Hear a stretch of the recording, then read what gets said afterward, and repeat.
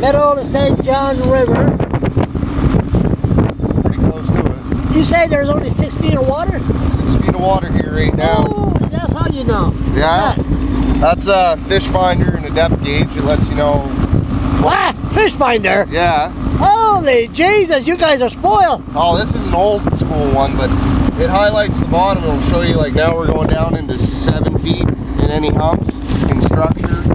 And once you find structure, that's usually where fish are. They like to hide in weeds and round rocks and slopes and logs. What kind of fishermen are they making these days? Don't you like the old one that did it the old-fashioned way? Oh, You mean you got radars?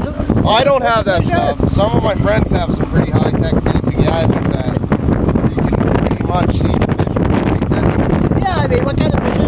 But you still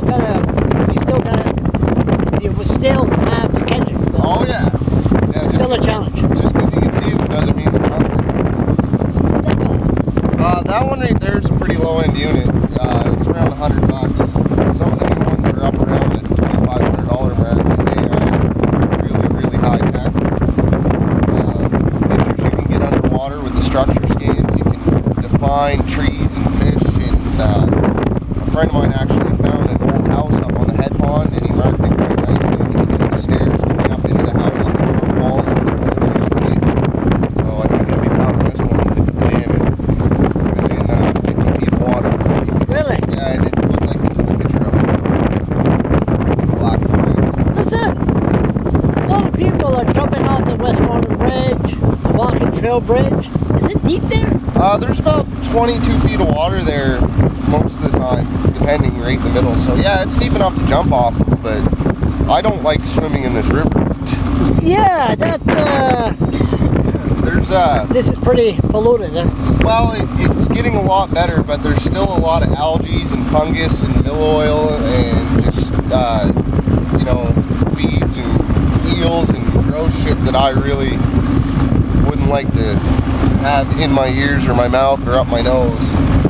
There still is some pollution and some litter and all that, and you don't know what guys are dumping off the side of their boats when they're out here for a long time too, so there could be some of that stuff too, which...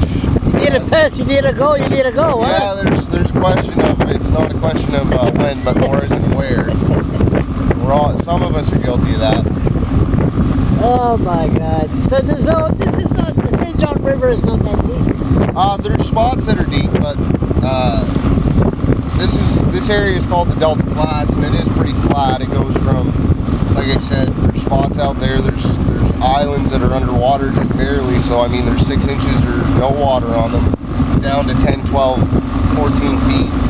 Once you get past Jewett and Clements Island, you can get into 18, 25, 30 feet of water in some spots. And but above the dam, there's so much water you can mark almost 200 feet in some holes. Really? Yeah. Interesting.